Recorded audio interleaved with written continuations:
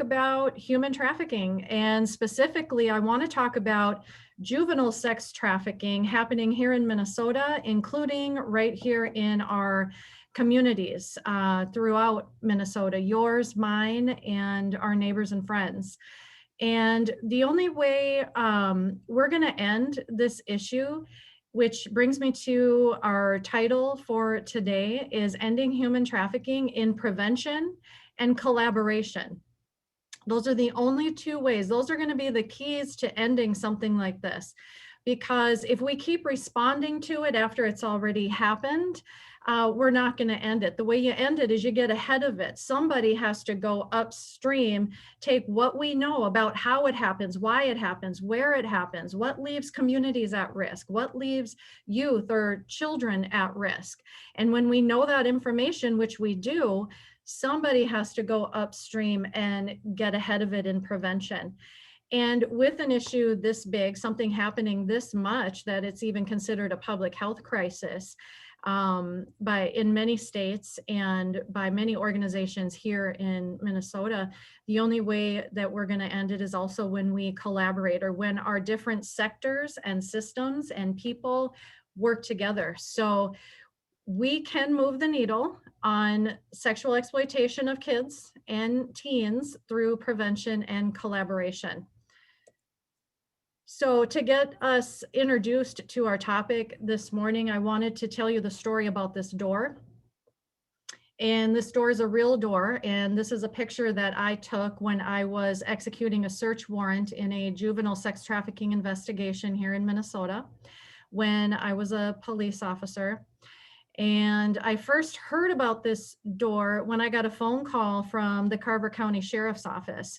And one of their investigators said, "We found one of our missing teenagers. We think it's human trafficking," which is a little out of our lane at this point.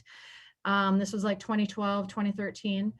Will you come take a look? So my partner and I went to the hospital. We met with a 17-year-old girl that had been missing for 9 days.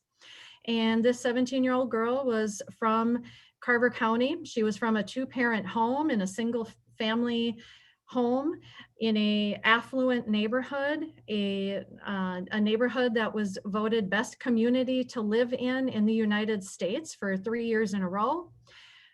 In a county, Carver County, that was voted the healthiest county in Minnesota 2 years in a row, including right now. And she had very engaged, wonderful parents, went to school, was involved in after-school activities. And yet here we were with her at a hospital as she was recovering from the trauma and the amount of drugs that she'd been given and her traumatic experience. And she started to tell us about where she had been for the last 9 days and how she got there. And the points of sharing her case are very significant in understanding Minnesota juvenile sex trafficking, because it's not usually what we think. A lot of myth and misinformation still exists. But when we understand that this is a teenager from an affluent community, a 2-parent home that did not have this on her radar, had no desire to rebel, had no desire to run, was very involved in her community. And she ended up meeting another 17-year-old girl. And she built relationship with this girl, and the two of them started talking about teenage life and different stressors and things going on, and they really bonded. And this other 17-year-old girl suggested, why don't we run away? Why don't we just get out of here for a little bit? I know a friend that we can stay with. And so she was convinced, and they ran away. And what our 17-year-old girl did not know is the friend in the place that they were going to stay was actually a trafficker. And her new 17-year-old friend had actually been a victim of sex trafficking since her 14th birthday. So she ended up being trafficked across our Twin Cities metro for 9 days from 2 different traffickers, one that lived in Burnsville, one that lived in a northern suburb in a single family, beautiful home with his wife and his children that were the same age as the ones he was recruiting into trafficking. and he rented a home in Minneapolis where he would host parties with his business and professional associates. And they would come to these parties, and there would be kids and there would be teenagers, just like this one from Carver County that he had put into sex trafficking. Of her memories, some were very cloudy, one was very clear, and she said will be etched in my mind for the rest of my life, and that is this door. There was a buyer that she would get dropped off at his house, and she said in his house there was a room, and there's this door, and when you go past into the room behind this door, he actually set up a slave room, and that's where we're brought. And she said, I'll never forget him, and I'll never forget the door. So we launched an investigation, and the first thing that we found was the other 17-year-old girl, and she said, I can take you to that house, I can take you to that door. And so we drove with her, and she directed us, and she brought us to a residential neighborhood in Minneapolis, a residential block of single family homes. And it was a summer day, and there were kids playing outside in the yard. Families were mowing the grass. It was just your average neighborhood on a typical summer Minnesota day. And she points to the house in the middle of the block, and she said, that's the house that has the door. And on the outside, it was a beautiful house, manicured yard, and it even had, and this is no exaggeration, it even had a white picket fence around the front yard. I said, are you sure that that's the house? And she said, I've been getting brought here for 3 years. That's the house. So I went and got a search warrant signed by a judge, and I went into this home. And during the search warrant, I found this door that had fresh wood, reinforced, double framed. It was a heavy door, and it was locked with a key. And I found the person in the house that had the key in his pocket, and let myself into the room. And this is where I found everything that these kids had described, where there was just this dirty, ramshackle blanket, pillow, bed on the floor. In the corner, it was very dirty, gross. You can see McDonald's French fries laying around. There was a big pile of junk in the corner that was candy, gum, feminine hygiene products, kids' games, kids' movies, a big pile of kids' stuff and female products in the corner, even though there was 4 men between the ages of 35 and 55 that lived in this home, that rented this home. And on the wall, I found rules written in both English and Spanish that started with attention to all who enter here. You will follow these rules. And so these were the rules that the kids had to follow. This room was actually a converted pantry. It was the kitchen pantry, and had been converted into a windowless, locked by key, reinforced door with no lights. And this is the scenario. This is one case of juvenile sex trafficking in Minnesota. So the first thing we're going to notice is that these kids weren't kidnapped.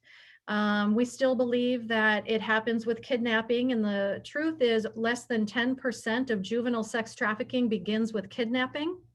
90% begins, the genesis is some sort of relationship. And it doesn't just happen to particular communities or particular demographics. Juvenile sex trafficking has really crossed over and impacted every gender, every community, every ethnicity, and including the most affluent community in Minnesota, in the healthiest county of Minnesota. It also has happened there. So let's talk a little bit about Minnesota facts. As mentioned, in 2016, our Minnesota courts issued a statement that we have now seen human trafficking in every county of Minnesota. So it doesn't matter if you're in the up north woods or down south, and even our farm land and anywhere in between. We have about 12,000 is our best estimate. About 12,000 people are trafficked throughout our state every year.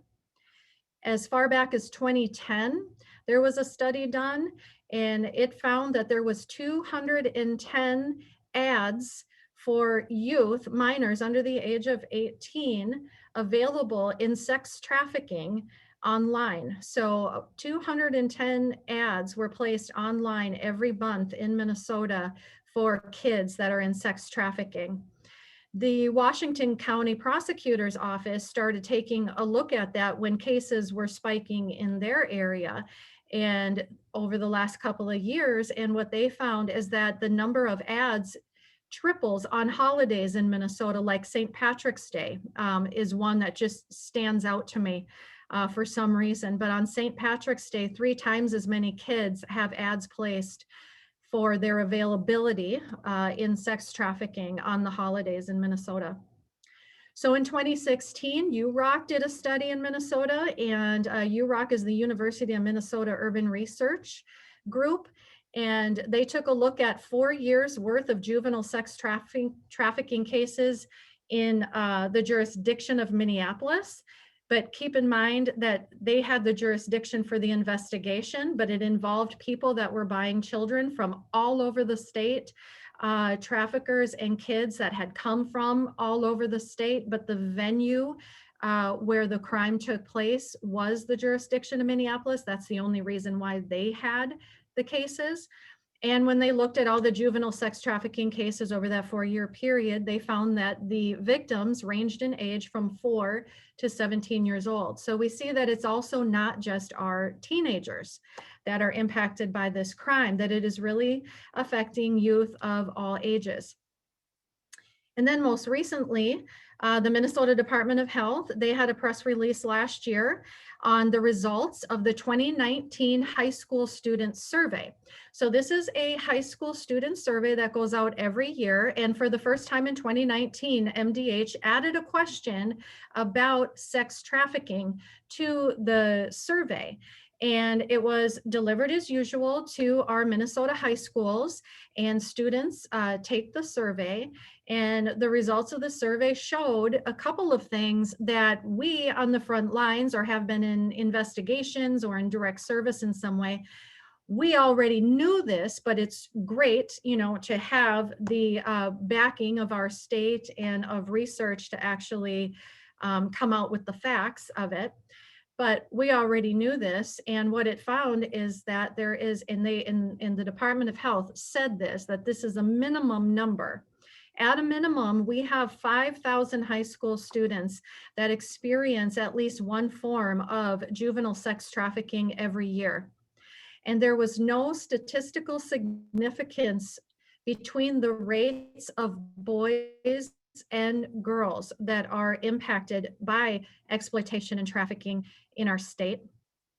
And it also tells us something very important, and that is that these kids are still in school, right? So when we think that trafficking or exploitation of children, these crimes are happening to children that are taken and gone, right? It's really hard to understand, how can I make a difference? How can I make an impact? How can I help? These kids are gone. I didn't see it coming, and now they're gone. What can I do about it? But these kids are sitting in our classrooms. They are at church. They're in our community. They are home. They're not all runaway. They're not all gone. Some are trafficked on the weekends and show up for class on Monday morning, or they're gone for a whole day, but then they come home at night.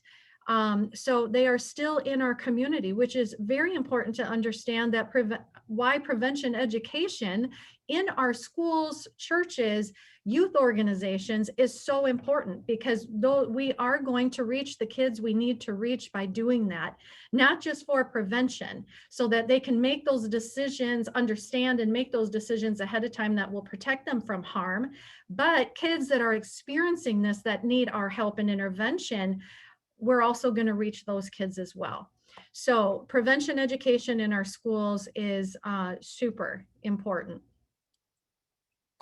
So what are we doing about it? Who is ACT United, and what are we doing about it? We started in 2015. I retired from law enforcement in 2014, started ACT United in 2015 when I got a call from a former partner who was on the SWAT team and also doing national training, and saying, hey, our SWAT guys need to know a little bit more about this. Would you come back and consider doing some police training? And that really opened up that really opened up kind of a Pandora's box, or kind of one of those moral questions for me, like, am I really going to retire with all that information in my brain? And the answer was absolutely not. I'll come back, but I tell you what, I'm not coming back to respond after this has happened and the harm is already done and kids and families are impacted. I'm going to come back in prevention. I'm going to take everything we know and get ahead of it. So we started Act United in 2015 with the mission of uniting communities together in awareness, prayer, to engage our faith community, and prevention to end the sexual exploitation and trafficking of children and teens. So you'll see I have a couple of highlighted words because that's our wheelhouse, that's our lane. It's prevention and it's children and teens. Anybody of any age can be exploited or trafficked, but that's our lane. We stay in it and we do it really well. A couple of our distinctives that makes us kind of set apart from other organizations, definitely in the beginning and still today, is number one, we have a strong model of prevention. We developed a curriculum to get into the schools and churches. It was showing immediate success. And it's true prevention. Awareness is the first step. True prevention is not just going to make people aware of what's happening. It's going to provide the resources and the tools that are needed to actually take action and do something about it. And it's not just going to be the guest speaker for the day that talks to students. It's going to help students build the skills, the life skills, the tools, the resources, the connection to trusted adults and relationships, build the confidence they need to make good decisions. It's one thing to say, don't do this, don't do that, watch out for this. But if you don't feel worth it or valued or confident, right? You have to have the confidence to actually make the good decisions, not just know what you should do, but have the value, the worth, and the confidence to do what you should do to protect yourself. So that's true prevention. And second of all, we brought representation to the table. When we started in 2015, women and girls are trafficked and males are perpetrators. And that was the language and that was the training. That's what went out to professionals. That's what went out to students. Well, we know that 36% of trafficked minors in the United States are boys. The survey we just talked about, no statistical significance in the difference between boys and girls that are being impacted by sexual exploitation. We brought representation to those students, those kids that may be sitting there that are experiencing exploitation or trafficking from their families. Because trafficking isn't just a pimp boyfriend with a teenage girl. A third of trafficked minors in the United States are trafficked by their family, including biological parents.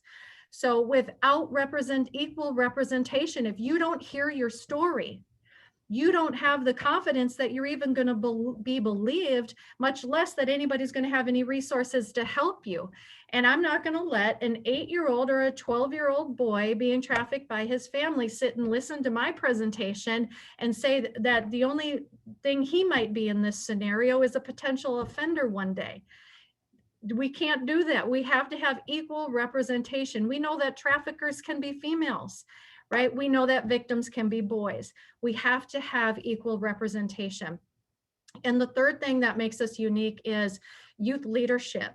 Our prevention program has 3 steps, and the third step is a youth leadership program. So they get to move from learners to leaders because it's their voice in their generation that's going to make a difference. They are the front line of trafficking, right? Just because they're targeted, we don't leave them as targets. We say, okay, let's empower you then to be the leaders and the voice to your generation. So in a model of prevention, what do? We have professional training. So we provide contact hours, CEUs for different professions, licensing hours for police officers, nurses, etc. We also have an annual Community Awareness to Action Conference, which is professional level training, but open to the community, to families, to parents, to grandparents, concerned citizens, so that all of us can get that same level training and those same resources in prevention, as well as best practices for how to respond if we believe a youth is being exploited or trafficked, or they do disclose to us. We also have a church program so that we can empower our faith community to be a good place, not only in prevention, a healthy place for prevention, but a healthy place for restoration. And then, of course, my jam, where I'm the most passionate and excited, is our teen and kids programs for prevention. So what are those programs? The first is our Youth Aware program.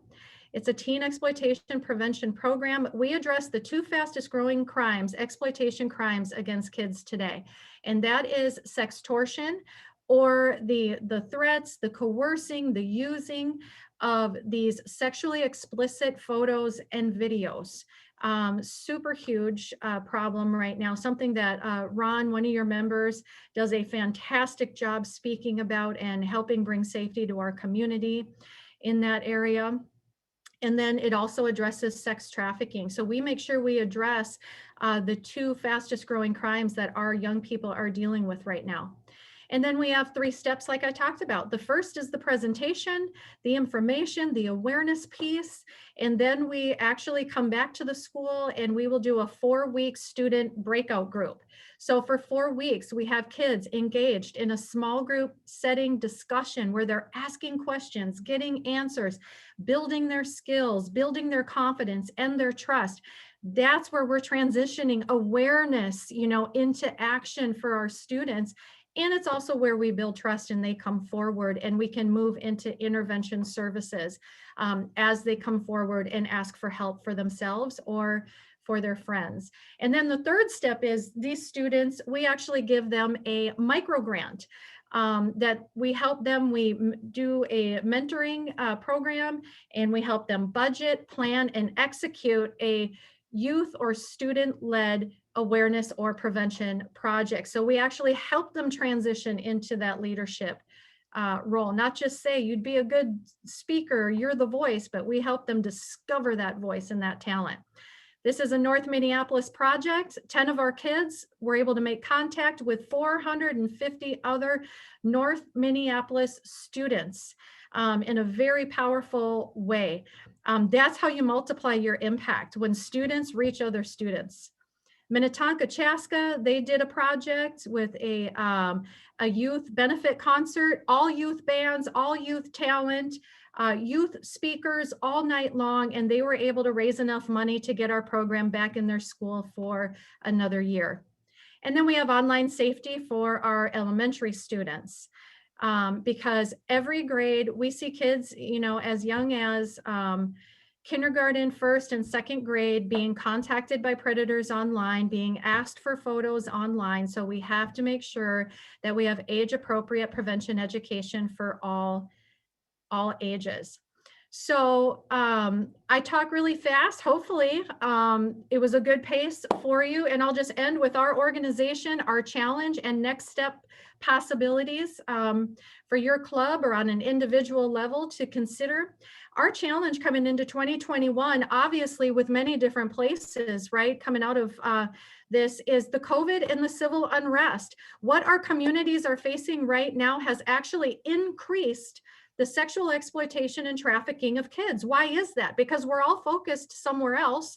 First of all, kids are removed from school and sports and all these natural barriers in their life where they had other trusted adults who might see something or notice something.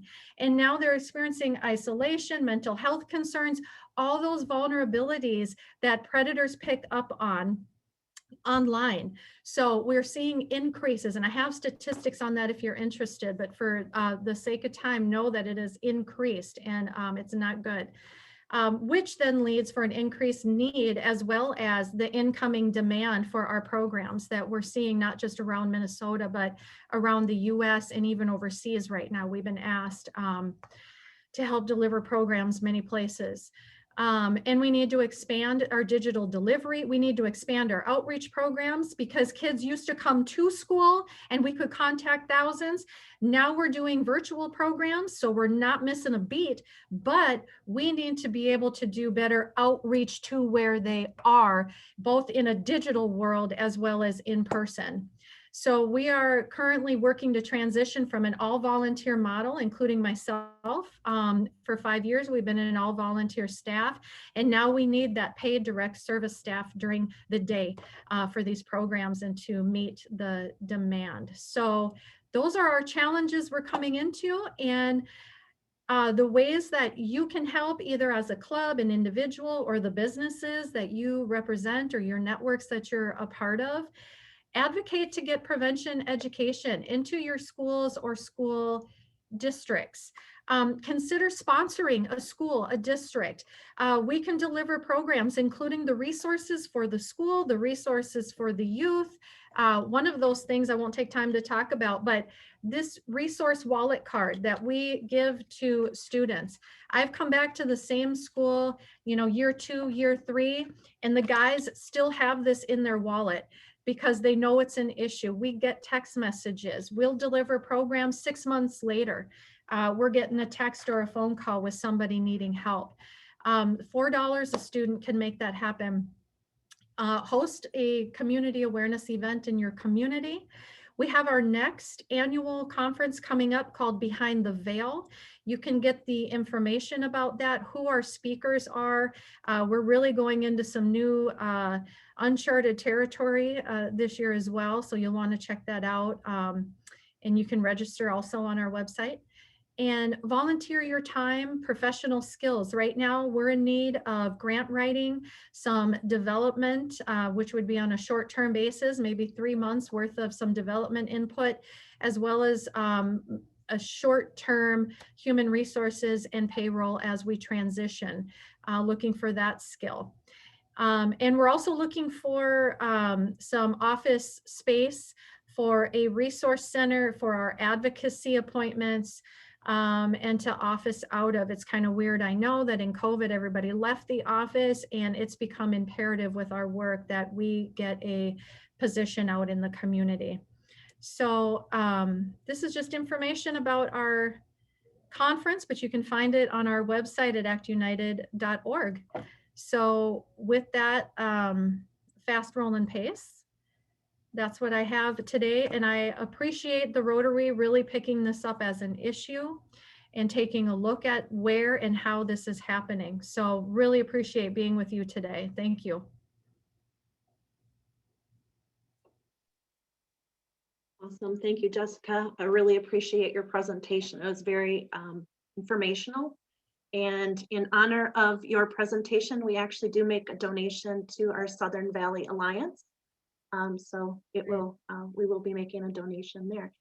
We do have a little bit of time for some questions. If there's someone out there that wants to ask a question, maybe raise your hand or put it into chat, and we'll go from there.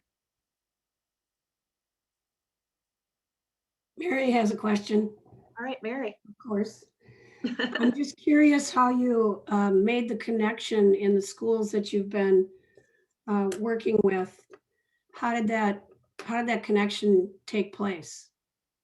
Yeah, that's a great question, because a lot of organizations really struggle to get into schools in the school district, and we have had zero struggle, fortunately. And how it happened was being in law enforcement. My husband is also in law enforcement. He's a graduate of Patrick Henry High School in North Minneapolis. He was invited as a guest speaker. I came along. We met the teachers, and they found out what I do. And they said, this is such an issue in our school. The behavioral issues, academic issues, bullying issues, all these surface behaviors that we're dealing with, if we take the time to get underneath the surface, we see that a lot of sexual abuse, sexual exploitation, and even trafficking is happening. So they brought our program in. It was so successful. The interventions, the help that students received, as well as a lot of prevention stories, which was amazing. They really became our biggest advocates. And then by word of mouth from school to school, district, that's how we we got reputation, and we got a full schedule before we even did one single piece of marketing. Okay, thank you.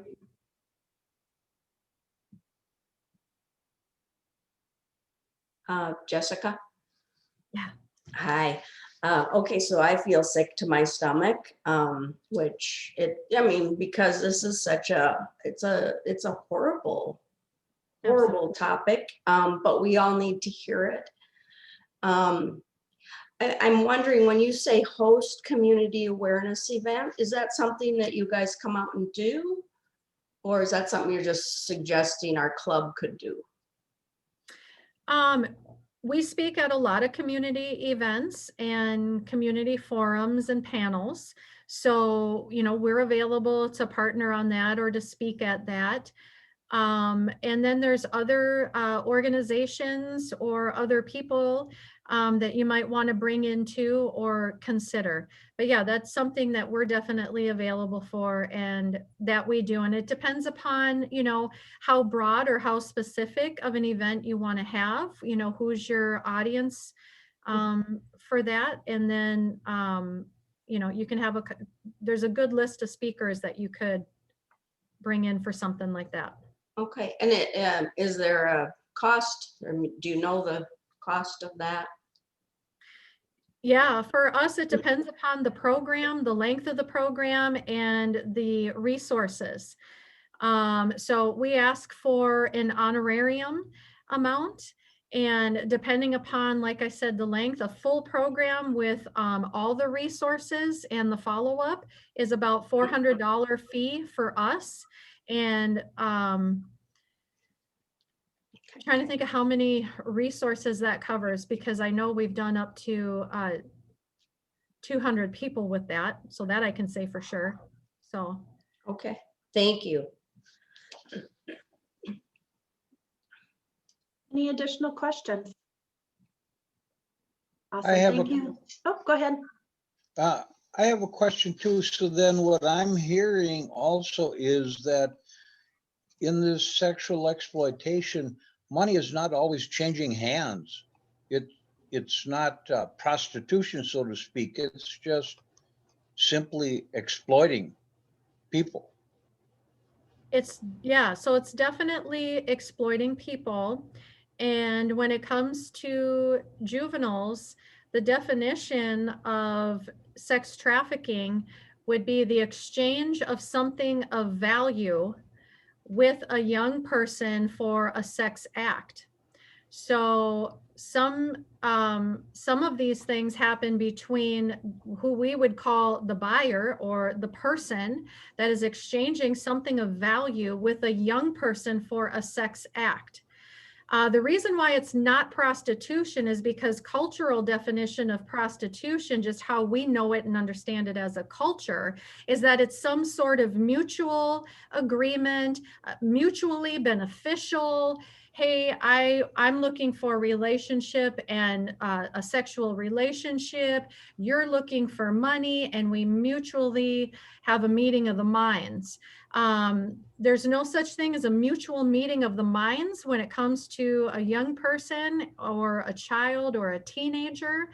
And that can happen directly. Sometimes people give somebody a place to stay. We'll pay for medicine. We'll pay diapers for a teen mom, food, or money. So anything of value, any kind of survival need being exchanged with a young person for a sexual act.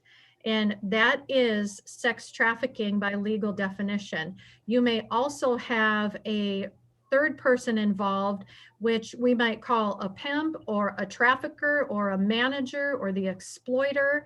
And that person benefits from the transaction, where the one person is being exploited, the other person has something of value, and this third person benefits from that and receives the money or something of value.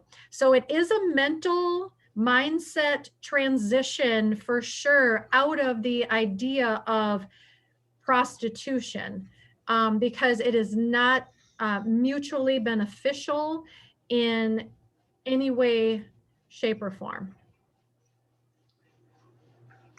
Jessica,